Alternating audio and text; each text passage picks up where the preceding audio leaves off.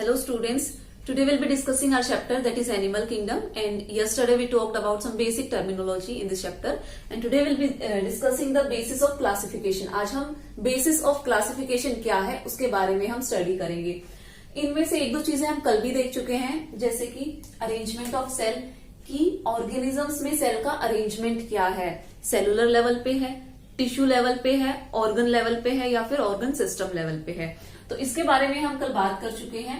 आज हम स्टार्ट करेंगे बॉडी सिमेट्री से कि बॉडी की सिमेट्री क्या है ऑर्गेनिजम्स की। अगर हम उनको कट करके देखना चाहें तो क्या उनकी बॉडी के दो इक्वल पार्ट्स हो रहे हैं या फिर वो एसिमेट्रिकल है, कि कोई सिमेट्री नहीं है, कि किसी भी एक्सिस से आप उसको कट करो हमें दो अलग अलग ऑर्गेनिजम्स के बॉडी पार्ट्स मिल रहे हैं। ठीक है, जो ऑर्गेनिज्म की बॉडी है वो इक्वल पार्ट्स में नहीं डिवाइड हो रही है। तो हम सबसे पहले बात करेंगे बॉडी ऑफ सिमेट्री की। तो इसमें हम तीन सिमेट्री पढ़ेंगे। वन इज एसिमेट्री,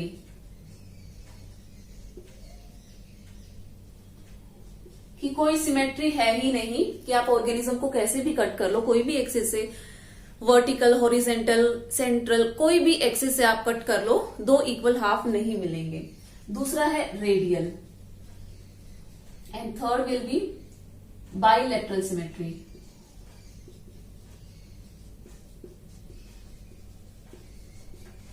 सबसे पहले हम बात कर लेते हैं एसिमेट्री की। जैसे हमने पढ़ा था पोरीफेरा, पोरीफेरा में आते हैं स्पॉन्जेस। तो स्पॉन्जेस ऐसे ऑर्गेनिजम्स हैं कि कोई सिमेट्री ही शो नहीं करते, उनको हम एसिमेट्रिकल एनिमल्स कहते हैं। जैसे आपने देखा होगा कि हम एक बेसिक सा स्ट्रक्चर ड्रॉ करने की कोशिश करते हैं कि समझ लो ये आपका स्पॉन्ज था, ठीक है। आपको समझ में आ रहा होगा कि ये ओस्टिया है, ये ऑस्क्यूलम है, ठीक है, और ये एक स्पंज है। जब हम इसको कट करना चाहें, जैसे कि आप इसको इस प्लेन से कट करोगे तो दो इक्वल हाफ नहीं मिल रहा है, मतलब ये वाला पार्ट अलग है, ये वाला पार्ट अलग है, दोनों ही आइडेंटिकल नहीं है। सेकेंडली आप इसको ऐसे कट करना चाहोगे तो भी इक्वल हाफ नहीं मिल रहा है। उसके बाद में आप इसको ऐसे कट करना चाहोगे तो भी इक्वल हाफ नहीं मिल रहे हैं। तो कहने का मतलब ये है कि आप किसी भी एक्सिस से इसको कट करो आपको एसिमेट्री मिलेगी, मतलब दोनों पार्ट्स अनइक्वल मिलेंगे। ठीक है, तो ये क्या हो गया, एसिमेट्री का एग्जांपल हो गया। Next will talk about radial symmetry. Radial symmetry में क्या होगा कि किसी भी ऑर्गेनिज्म को, फॉर एग्जाम्पल ये एक ऑर्गेनिज्म है, ठीक है, अभी के लिए हम इसको स्फेरिकल समझ लेते हैं। जब आप इसको कट करोगे, आपने ऐसे कट किया तो आपको दो इक्वल हाफ मिले। जैसे कि कौन से दो इक्वल हाफ हो गए, एक तो ये इक्वल हाफ हो गया, दूसरा ये इक्वल हाफ हो गया, ठीक है, मतलब दोनों पार्ट्स आइडेंटिकल हैं। जब आपने इसको, ये सेंटर है, ठीक है, बॉडी का सेंटर है, जब आप इसको ऐसे कट करोगे तो भी आपको कुछ ऐसी सिमेट्री मिल जाएगी, मतलब दो इक्वल हाफ, आइडेंटिकल हाफ ऐसे मिलेंगे। तब आप इसको ऐसे कट करना चाहोगे तो भी कुछ ऐसे आपको दो बॉडी पार्ट्स मिल जाएंगे, मतलब ऑर्गेनिज्म दो इक्वल हाफ में डिवाइड हो रहा है। तो कहने का मतलब क्या है, आप एक सिंगल सेंटर के थ्रू किसी भी एक्सिस से आप कट कर रहे हो उसको, तो वो इक्वल हाफ मिल रहे हैं, तो ऐसी सिमेट्री कहलाएगी रेडियल सिमेट्री। हम इनकी डेफिनेशन भी लिखेंगे, पहले हम मीनिंग समझ लेते हैं। Next will talk about bilateral symmetry. अब बाइलेटरल सिमेट्री में क्या होगा कि ऑर्गेनिज्म को आप जब कट करोगे, ठीक है, जैसे कि यहाँ पे हम एग्जाम्पल लेते हैं ह्यूमन बॉडी का। सबसे अच्छा एग्जाम्पल तो यही है हमारे सामने, ह्यूमन बॉडी। अब अगर हम इस एक्सिस से कट करना चाहें अपनी बॉडी को तो दो इक्वल हाफ मिलेंगे, ठीक है, दो इक्वल हाफ मिलेंगे। लेकिन ये सिर्फ एक इकलौता ऐसा प्लेन है जब हमें दो इक्वल हाफ मिल रहे हैं। अब अगर हम कोई दूसरी एक्सिस से कट करना चाहेंगे ह्यूमन बॉडी को, अगर ऐसे स्लैंटिंग वे में आप कट करना चाहोगे तो दो इक्वल हाफ नहीं मिलेंगे, ठीक है। अगर आप ऐसे बीच से कट करोगे तो भी दो इक्वल हाफ नहीं मिलेंगे। तो कहने का मतलब क्या है, there is only one single plane, एक ही सिंगल प्लेन है जहां से हम कट करेंगे तो दो इक्वल हाफ मिलेंगे। वो कौन सा प्लेन है, वो टॉप टू बॉटम। अगर आप हेड वाले रीजन से ऐसे कट करोगे बॉडी को तो दो इक्वल हाफ मिलेंगे। तो ये सिमेट्री कहलाएगी कि बाई लेटरल सिमेट्री, की सिर्फ एक ही प्लेन होगा। लेकिन कोई भी एक स्फेरिकल ऑर्गेनिज्म का एग्जाम्पल अगर हम ले लेते हैं, जैसे कि सीलनट्रेटा ग्रुप में जो ऑर्गेनिजम्स आते हैं वो जनरली रेडियल सिमेट्री शो करते हैं, मतलब उनकी एक सिंगल प्लेन से कट करने पर ही दो नहीं मिलते। आप कोई भी प्लेन से कट करो उसको, दो इक्वल आइडेंटिकल हाफ मिलते हैं उन ऑर्गेनिजम्स में, तो ऐसी सिमेट्री कहलाएगी रेडियल। और जिसमें से थ्रू सिंगल प्लेन अगर दो इक्वल ऑर्गेनिजम्स के बॉडी पार्ट मिले तो वो कहलाएगा बाइलेटरल सिमेट्री। इतना क्लियर है? When any plane passing through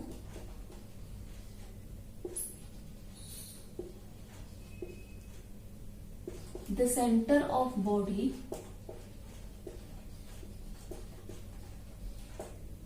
divides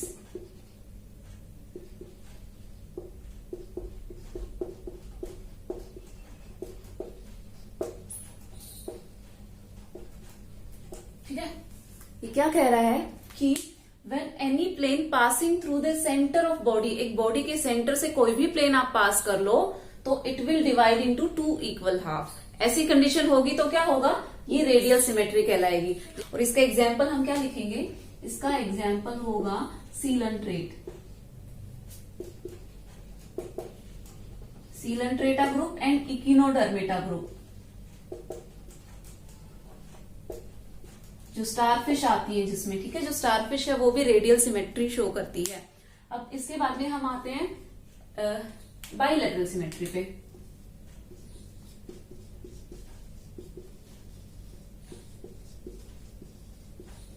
bilateral symmetry में हम क्या लिखेंगे, when two equal half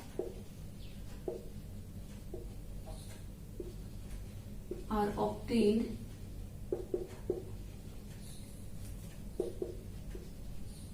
when the organism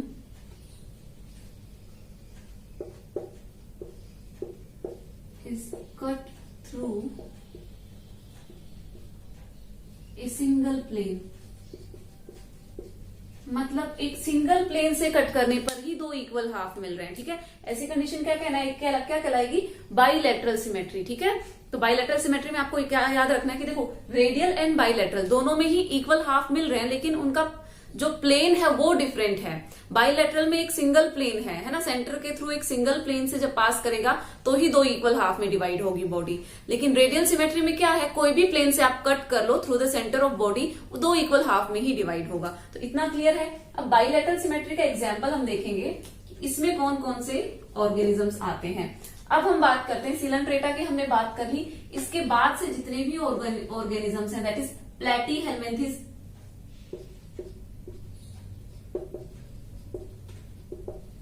प्लेटीहेल्मिन्थिस से लेकर इकिनोडर्मेटा को आप रिमूव कर दो, और कोर्डेट, जो कोर्डेटा ग्रुप है, ठीक है, वहां तक सारे के सारे क्या हैं, सारे के सारे बाइलेटरल सिमेट्री हैं। इसमें से सिर्फ एक स्किप करना है आपको, दैट इज इकिनोडर्मेटा, ठीक है। बाकी प्लेटीहेल्मिन्थिस, एस्कहेल्मिन्थिस, एनेलिडा, आर्थ्रोपोडा जितने भी हैं मोल्यूस्का, वो सबके सब किसमें आते हैं, वो बाइलेटरल सिमेट्री में आते हैं, ठीक है। उनकी body through a single plane cut करने पर ही दो इक्वल हाफ में डिवाइड होती है। तो ये दो चीजें क्लियर हैं। अब आप स्क्रीन पे डायग्राम भी देख लो कि कैसा आपको दिखाई दे रहा है, asymmetry, radial symmetry and bilateral symmetry की। ऑर्गेनिजम्स की कहीं भी कोई भी प्लेन से कट करने की कोशिश कर लो, इक्वल हाफ मिलेगा ही नहीं, तो वो क्या कहलाएगा, वो कहलाएगा एसिमेट्रिकल ऑर्गेनिज्म की, इसकी बॉडी में कोई सिमेट्री है ही नहीं। उसके बाद में रेडियल सिमेट्री डेवलप हुई कि आप किसी भी प्लेन से कट कर लो, दो इक्वल हाफ मिलेंगे। उसके बाद में बाइलेटरल सिमेट्री आई कि through a single plane cut करने पर ही दो इक्वल हाफ मिलेंगे। इतनी बात क्लियर है। अब हम नेक्स्ट बढ़ते हैं नेचर ऑफ जर्म लेयर। अब हम बात करते हैं जर्म लेयर की। थोड़ा सा ध्यान से सुनना इस टॉपिक को। इसकी शुरुआत हम कुछ ऐसे करेंगे, जब एक मेल गैमेट फीमेल गैमेट के फ्यूजन होने के बाद में जब एक जाइगोट का फॉर्मेशन होता है, क्योंकि आप अपनी लोअर क्लासेस में ये सारी चीजें पढ़ चुके हो, है ना, सेक्सुअल एसेक्सुअल रिप्रोडक्शन में, आप सेक्सुअल में एटलीस्ट आप पढ़ चुके हो कि जाइगोट का फॉर्मेशन होता है, ठीक है।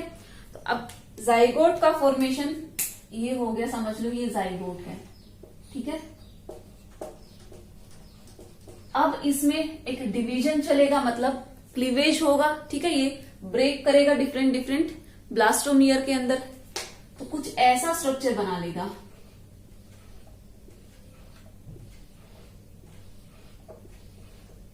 ठीक है। क्लीवेज होने की वजह से ब्लास्टोमियर का फॉर्मेशन हो गया। ये जो स्पेरिकल स्ट्रक्चर आपको दिखाई दे रहे हैं, इनको कहते हैं ब्लास्टोमियर। ठीक है, अब ये अपने आप को पेरीफेरी पे अरेंज कर लेगा, मतलब कि कुछ ऐसे अरेंज हो जाएंगे ये जो ब्लास्टोमियर्स हैं।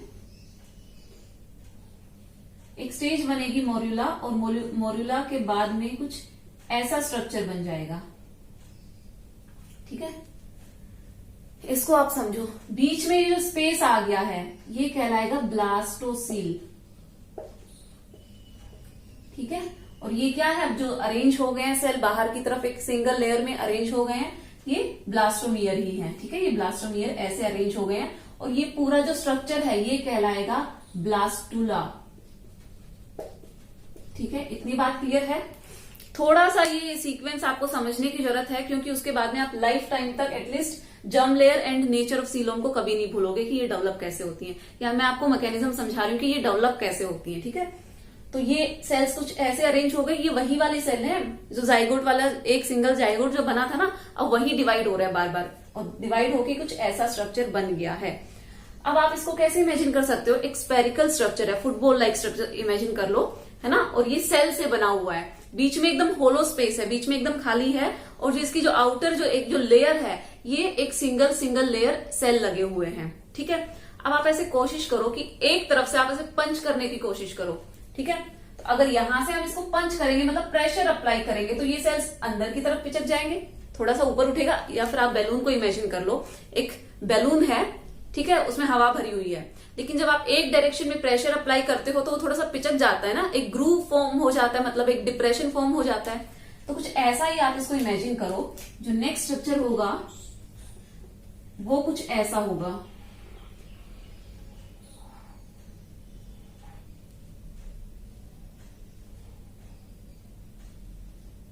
ठीक है, ये जो सिंगल जो सेल थे ये अभी भी ऐसे ही अरेंज हैं। ठीक है,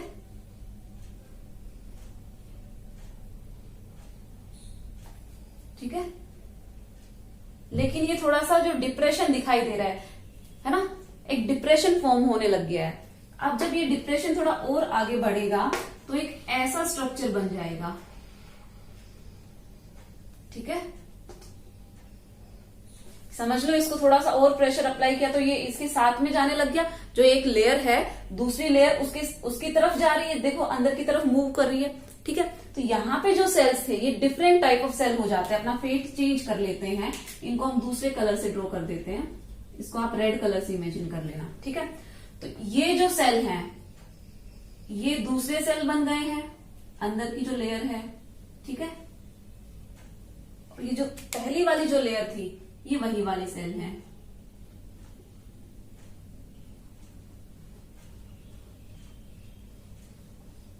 एक बात समझ में आ रही है आपको? दो टाइप के सेल दिख रहे हैं आपको। तो जो बाहर वाले जो सेल हैं ये कहलाएंगे एक्टोडर्म या एक्टोडर्मल सेल। जो रेड कलर वाली लेयर आपको दिख रही है वो कहलाएगी एंडोडर्मल, एंडोडर्म या फिर एंडोडर्मल सेल है। ठीक है, अब जो तीसरी लेयर होगी, बीच की जो तीसरी लेयर होगी, इनके बीच में और भी सेल्स फिल हो जाते हैं।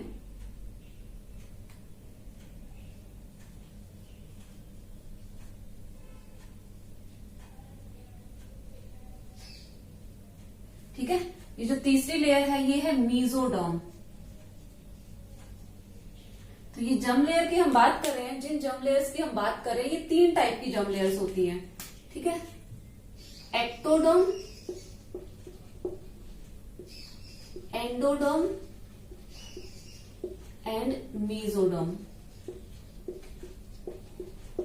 ठीक है, तो ये फॉर्म कैसे हुई? तो ऐसे ऑर्गेनिजम्स, इनका फॉर्मेशन कुछ ऐसे हुआ है। ऐसे ऑर्गेनिजम्स जिनमें दो लेयर पाई जाती है, that is ectoderm and endoderm. Mesoderm नहीं प्रेजेंट है, जिसमें सिर्फ दो लेयर पाई जाती है वो क्या कहलाएंगे? जिसमें एक्टो एंड सिर्फ एंडो पाई जाएगी वो कहलाएंगे डिप्लोब्लास्टिक। ऐसे एनिमल्स जिनमें सिर्फ दो ही लेयर पाई जाती हैं, that is endoderm and ectoderm, they will be known as diploblastic animals.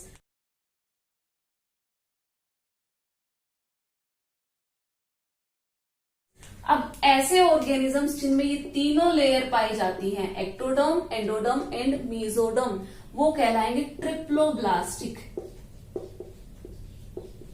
ट्रिप्लो, tri means 3 and di means 2, तो जहां पे 2 लेयर होंगी, 2 जर्म लेयर होंगी, वो कहलाएगा डिप्लोब्लास्टिक, और जहां पे 3 जर्म लेयर होंगी वो कहलाएगा ट्रिप्लोब्लास्टिक। ये बात क्लियर है? तो ये टर्म्स भी हम बार बार यूज करेंगे।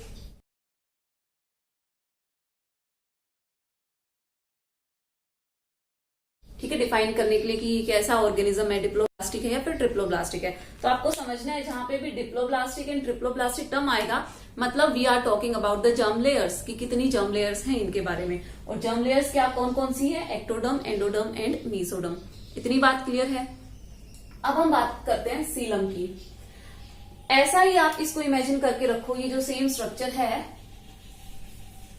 सीलम की डेफिनेशन लिखेंगे पहले हम, कि सीलम को अभी आप एक कैविटी समझो, ठीक है, एक खाली स्पेस।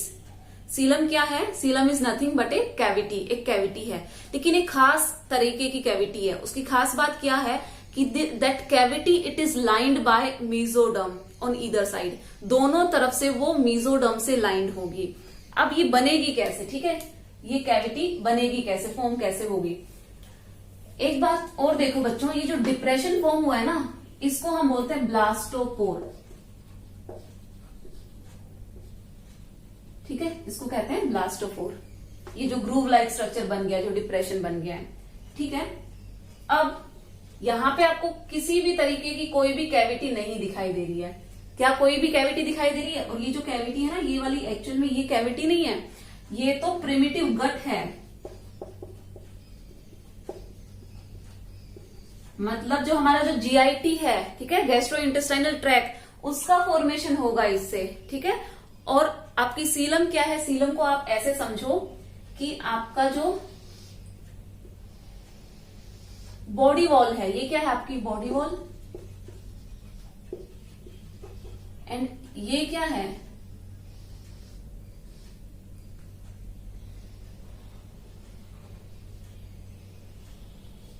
ठीक है, ये आपका स्टमक है, ये इसोफेगस है। इन दो बॉडी वॉल एंड जीआईटी के बीच का जो स्पेस है, ये सीलम है। ठीक है, तो ये जो खाली स्पेस है ना बीच में, ये वो सीलम है। और ये जो खाली स्पेस है, ये वाली गट का फॉर्मेशन हो रहा है। ठीक है, प्रिमिटिव गट या फिर आर्कनटिरोन भी बोलते हैं इसको।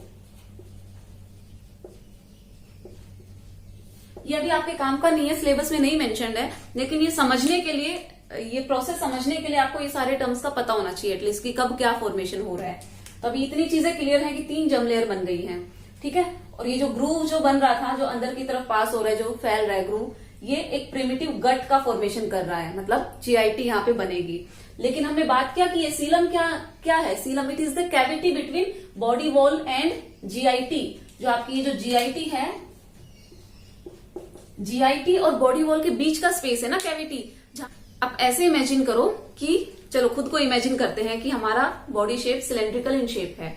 तो जो बॉडी वॉल है, ठीक है, और जो हमारा फूड पाइप है, दैट इज इसोफेगस, ठीक है, उन दोनों के बीच का जो स्पेस है, बॉडी वॉल और जीआईटी के बीच का जो स्पेस है, वो कहलाएगा सीलम। क्योंकि खाली स्पेस को हम कैविटी बोल देते हैं, लेकिन सीलम कहलाने के लिए वो space it must be lined by mesoderm. जो बीच वाली लेयर है ना, ये भी उसके चारों तरफ प्रेजेंट होनी चाहिए। अभी वो समझेंगे कि कैसे होता है। इतनी बात आपको समझ में आ गया? अब इस बात को ऐसा समझो, इसके बारे में हम बोल रहे थे कि ये सीलम है, तो ये बॉडी वॉल की तरफ से भी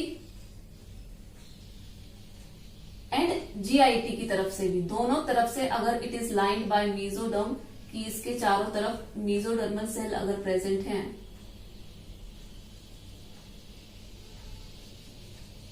ठीक है, तो अब ये जो कैविटी बच रही है ना, ये एक्चुअली में ट्रू सीलम है। ये है वो सीलम जिसकी हम बात कर रहे हैं। ठीक है, अब ये फॉर्म कैसे हुई ये समझो। यहां पे तो आपको कोई सीलम नहीं दिख रही है, तो ऐसे ऑर्गेनिजम्स जिनमें वो स्पेस ही नहीं दिख रहा है, ये स्पेस की बात नहीं कर रहे हैं हम, इसके अलावा क्या आपको कोई स्पेस दिख रहा है? नहीं दिख रहा है। तो ऐसे ऑर्गेनिजम्स तो कहलाएंगे एसीलोमेट। ठीक है, सीलम में भी हम बात करेंगे एसीलोमेट। तो ये तो समझ में आ गया कि जिनमें वो गैप है ही नहीं, वो कैविटी, वो खाली स्पेस है ही नहीं, ऐसे ऑर्गेनिजम्स भी होते हैं। दूसरा, ये स्पेस फॉर्म हो गया। स्पेस कैसे फॉर्म हो गया?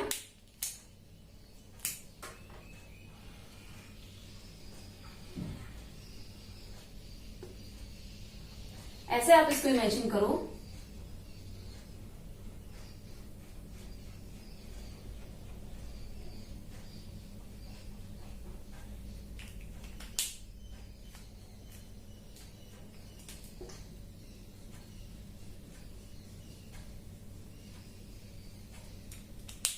ये जो तीसरी जो जर्म लेयर थी, ठीक है, ये स्प्लिट होने लग गई। ठीक है, ये स्प्लिट होने लग गई। ये जो जर्म लेयर बनी हुई है, ऐसा समझ लो, ये ऐसे स्प्लिट होने लग गई बीच में से।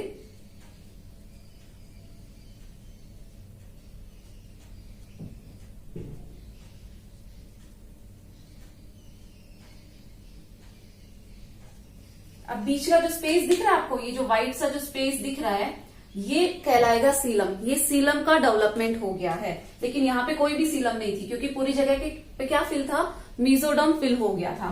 ठीक है, तो अब लेकिन ये स्प्लिट होने की वजह से, किसकी स्प्लिटिंग की वजह से, मेसोडर्म लेयर की स्प्लिटिंग की वजह से क्या फॉर्म हो गई है, एक कैविटी फॉर्म हो गई है, जो कि कहलाएगी सीलम। ठीक है, तो ये क्या बन गया है, ऐसे ऑर्गेनिजम्स जिनमें ये कैविटी पाई जाती है, वो क्या कहलाएंगे, वो कहलाएंगे सीलोमेट। ठीक है, अब कुछ ऑर्गेनिजम्स में क्या होता है कि सीलम प्रेजेंट तो होती है, बट वो ट्रू सीलम नहीं होती है। उसको हम कहते हैं सूडोसीलोमेट ऑर्गेनिजम्स। ऐसे ऑर्गेनिजम्स जिनमें ट्रू सीलम नहीं होती है, वो कहलाते हैं सीडोसीलोमेट। अब वो क्या कंडीशन होती होगी, एक बार उसको भी देख लेते हैं। उसमें कुछ ऐसी कंडीशन आप इमेजिन कर सकते हो। इसको चलो यहीं पे ड्रॉ करते हैं।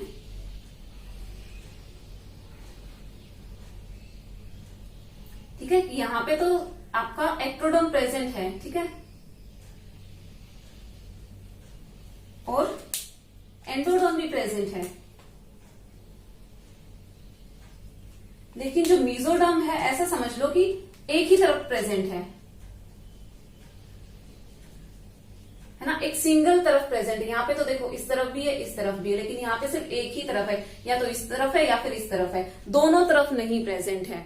ठीक है, सीलम के दोनों तरफ अगर मेसोडर्म नहीं है, तो वो क्या कहलाएगा, वो कहलाएगा सूडोसीलोमेट।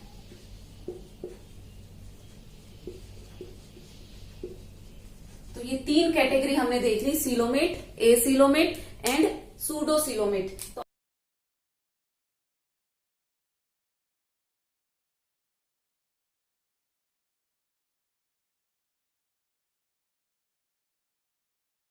तो अब हम इनके एग्जाम्पल्स भी डिस्कस कर लेते हैं कि ऐसे कौन कौन से ऑर्गेनिजम्स हैं जो इन कैटेगरी में आते हैं। कोई बच्चा अगर स्क्रीनशॉट लेना चाहता है तो ले सकता है। एक कंडीशन और समझ लेते हैं यहाँ पे, छोटा सा, बस 2 टर्म और ऐड करने हैं। ठीक है, क्योंकि आपके एनसीईआरटी में ये टर्म दे तो रखे हैं, बट मीनिंग नहीं समझाया हुआ है। अब ये जो ब्लास्टोपोर है ना, ओपनिंग एक तरीके से एक ओपनिंग ही बन रही है ना यहाँ पे। ये अगर जो ओपनिंग है, दैट इज ओके, यहां पे समझते हैं। ये जो ब्लास्टोपोर है ना, या तो ये माउथ बनाएगा या फिर ये एनस बनाएगा। ठीक है, जो ब्लास्टोपोर है, ये जो ओपनिंग है, हम बोल रहे हैं ना कि जीआईटी का फॉर्मेशन करेगा, कि जो गैस्ट्रो इंटेस्टाइनल ट्रैक है। तो अब डिपेंड करता है कि पहले क्या बन रहा है, पहले माउथ बन रहा है या पहले एनएस का फॉर्मेशन हो रहा है। तो ऐसे ऑर्गेनिजम्स जिनमें ब्लास्टोपियर से सबसे पहले माउथ बन रहा है, वो कहलाते हैं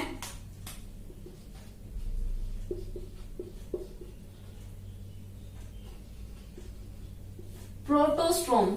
ठीक है, वो क्या कहलाएंगे, प्रोटोस्ट्रोम। ऐसे ऑर्गेनिजम्स जिनमें पहले जो ओपनिंग है, ये माउथ ना बनाकर पहले एनएस का डेवलपमेंट करती है या क्लोआका का डेवलपमेंट करती है, वो कहलाएंगे ड्यूटेरोस्टोम।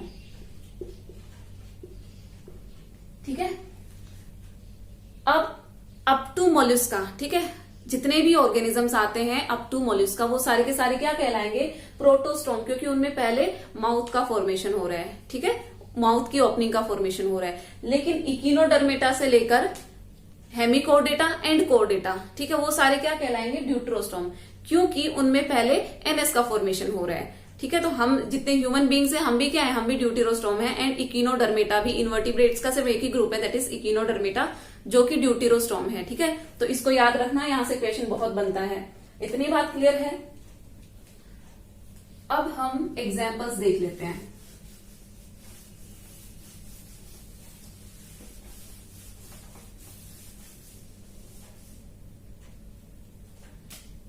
एसीलोमेट जिसमें सीलम है ही नहीं, इसमें आएगा प्लैटीहेलमिन्थिस, क्योंकि they are also called flatworm, ये फ्लैट होते हैं, इनके बीच में कोई सीलम होती ही नहीं है। उसके बाद में सूडोसीलोमेट मतलब वो फॉल्स सीलम की the coelom is not lined by mesoderm on either side, ठीक है।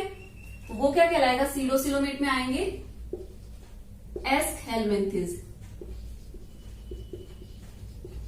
ठीक है। एंड सीलोमेट में क्या आएंगे, इसके बाद में लेकर एनेलिडा से लेकर अप टू कॉर्डेटा, सारे के सारे किस में आएंगे, सीलोमेट में आएंगे, ठीक है ना। ट्रू सीलम प्रेजेंट होती है सब में। अब हम बात करते हैं पैटर्न ऑफ डाइजेशन की। पैटर्न ऑफ डाइजेशन क्या है कि या तो एक्स्ट्रा सेलुलर डाइजेशन होता है या फिर इंट्रा सेलुलर डाइजेशन होता है।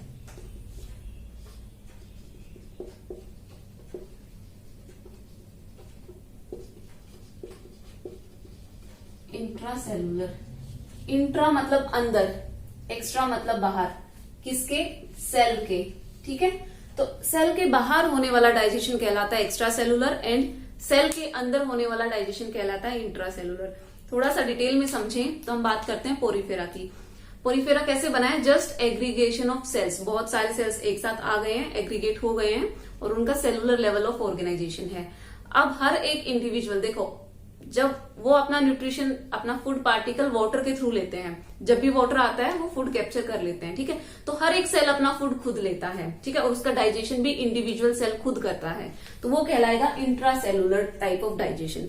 अब आप ऐसा इमेजिन करो, एक्स्ट्रा सेलुलर में आप इमेजिन करो कि एक ऑर्गन है, पर्टिकुलर ऑर्गन है, उसमें डाइजेशन हो रहा है, जैसे हमारे अंदर स्टमक में या फिर इंटेस्टाइन में फूड का डाइजेशन हो रहा है, ठीक है, और वहां से न्यूट्रिशन बाकी सेल्स में पास कर दिया गया है, मतलब बाकी सेल्स अपना खाना खुद नहीं बना रहे, मतलब डाइजेशन नहीं कर रहे हैं खुद। एक पर्टिकुलर ऑर्गन बन गया है जहां पे डाइजेशन हो रहा है, तो वो सेल्स के आउटसाइड ही हो रहा है ना, बाद में उनको न्यूट्रिशन दिया जा रहा है। तो ऐसा जो डाइजेशन है वो कहलाएगा एक्स्ट्रा सेलुलर डाइजेशन। इतनी बात क्लियर है। जब हम आगे डिटेल पढ़ेंगे तब इनको, ये सारे टर्म्स को और अच्छे से एक्सप्लेन और अच्छे से आपको समझ में आ जाएगा, अभी तो आप सिर्फ मीनिंग समझो इनका।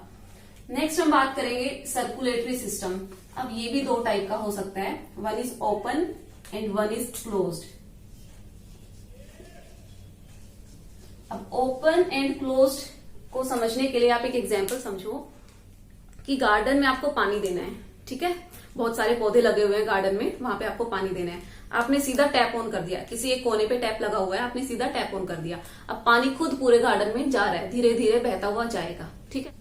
दूसरा आपने क्या किया कि आपने उस टैप में एक पाइप लगा दिया है और उस पाइप से आप हर एक इंडिविजुअल प्लांट को पानी दे रहे हो जाके, मतलब थ्रू पाइप। ऐसा नहीं है कि वाटर अपने आप फ्लो कर रहा है, नहीं, वो थ्रू एक पाइप फ्लो कर रहा है। तो सर्कुलेटरी सिस्टम भी हम कुछ ऐसे ही समझेंगे। जो ब्लड है, जब वो किसी ब्लड वेसल के थ्रू फ्लो करता है, ठीक है, तब वो कहलाता है क्लोज्ड सर्कुलेटरी सिस्टम, मतलब वो क्लोज्ड सिस्टम है, क्योंकि वो ब्लड वेसल्स के अंदर, जैसे आर्टरी, वेन्स है ना, कैपिलरीज, इनके थ्रू ब्लड फ्लो कर रहा है। एक दूसरा आप क्या कहोगे कि सिर्फ ऐसा समझ लो कि हमारे हार्ट ने ब्लड पंप कर दिया और अब अपने आप डायरेक्टली बॉडी में ब्लड ऐसे ही पहुंच जाएगा फैलता हुआ, जितने भी ऑर्गन्स हैं बॉडी के सारे डायरेक्टली ऐसे ही ब्लड ले लेंगे। एक ये मैकेनिज्म है। दूसरा क्या हुआ कि अब हार्ट पर्टिकुलरली आर्टरीज में पंप कर रहा है, ठीक है, ब्लड को थ्रू ब्लड वेसल्स, वो ब्लड जा रहा है, ऐसा नहीं कि खुला छोड़ दिया अपने आप चला जाएगा। तो कुछ ऐसे ऑर्गेनिजम्स रहते हैं जिनमें उनके जो बॉडी ऑर्गन्स है वो डायरेक्टली बेथ करते हैं किसमें, ब्लड में, और कुछ ऐसे ऑर्गेनिजम्स रहते हैं जिनमें blood through blood vessel flow करता है। तो ऐसे ऑर्गेनिजम्स कहलाते हैं कि क्लोज्ड सर्कुलेटरी सिस्टम कंटेन करते हैं, और जिनमें डायरेक्टली ब्लड फ्लो करता है वो कहलाते हैं ओपन सर्कुलेटरी सिस्टम, ठीक है। इनके एग्जाम्पल्स हम बाद में पढ़ेंगे इंडिविजुअली, अभी सिर्फ वर्ड्स पे फोकस करते हैं कि वर्ड्स का मीनिंग समझ में आ जाए।